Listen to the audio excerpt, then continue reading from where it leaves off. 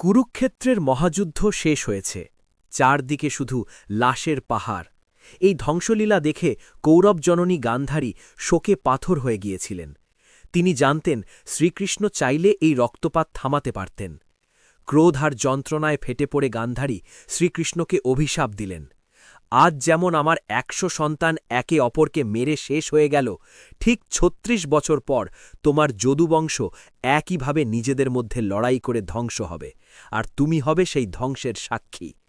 সময় বয়ে গেল, ঠিক ৩৬ বছর পর গান্ধারীর সেই অভিশাপ ফলে গেল। প্রভাস তীর্থে এক তুচ্ছ কারণে যদুবংশের পুরুষরা মদ্যপাপ অবস্থায় নিজেদের মধ্যে হানাহানি করে ধ্বংস হয়ে গেল, ঠিক যেমনটা গান্ধারী বলেছিলেন। একা শ্রীকৃষ্ণ যখন বনের এক গাছের নিচে বিশ্রাম নিচ্ছিলেন, তখন জরা নামের এক ব্যাধের তীর এসে তার পায়ে বিঁধল।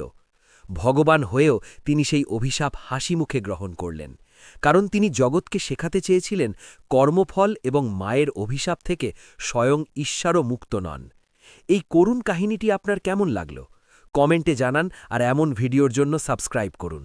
জয় শ্রীকৃষ্ণ।